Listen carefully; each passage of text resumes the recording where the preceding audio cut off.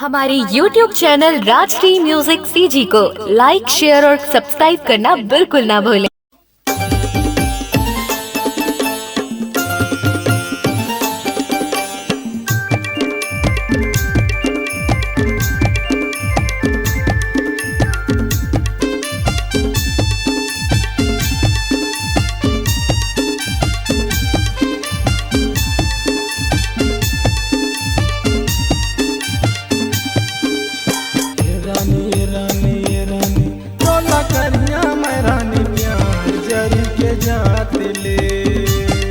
तोरे कर लेते मैं दीदार जरी के जात ले 3 बजे जैसा के तरी माया बे संजा लोहारन की बारी माया बे आजा बेरानी ते आजा बेरानी ओ जरी के जात ले जरी के जात ले रे जरी के जात ले।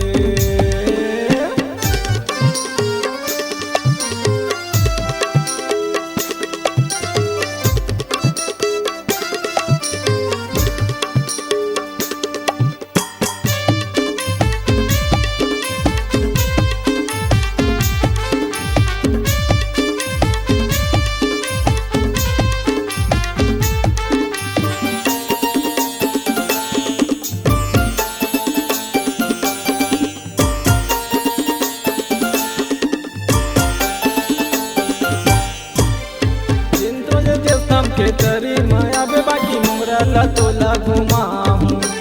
मोहन चांद सेंटर में तोला बैठा के मन भर के गुपचुप खावाऊं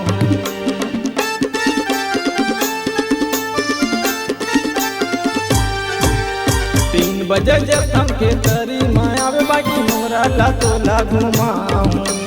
मोहन चांद सेंटर में तोला बैठा के मन भर के गुपचुप खावाऊं ओ खावाऊं ओ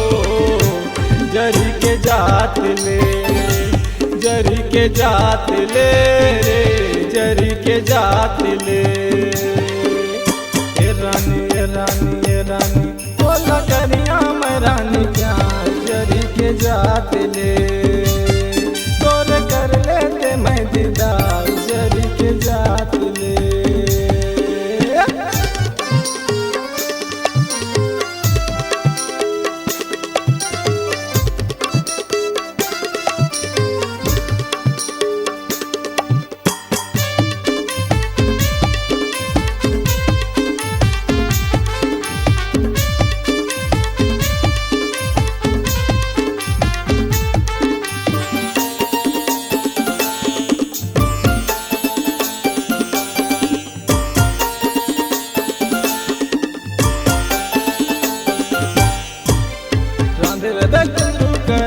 तेरानी घर हवा तो दुतल्ला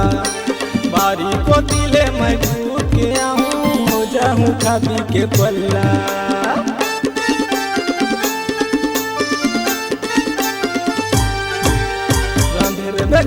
करेला तेरानी घर हवा तो दुतल्ला बारी को दिले मैं कूद के आऊँ हो जाऊँ खा पी के पल्ला ओ अकेला ओ जरी के जात ले जरी के जात ले रे जरी के जात ले ए रानी ए रानी ए रानी तोला करिया मैं रानी प्यार जरी के जात ले तोरे कर लेते मैं दीदार जरी के जात ले 3 बजे जैसा के तरी माया बे संजा लोहारिन के बारी माया आजा बेरानी ते आजा बेरानी ओ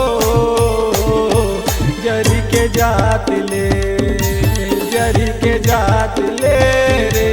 जरी के जात ले जरी के जात ले रे जरी के जात ले जरी के जात ले रे जरी के जात ले। अपने दिल की आवाज सुनने वाले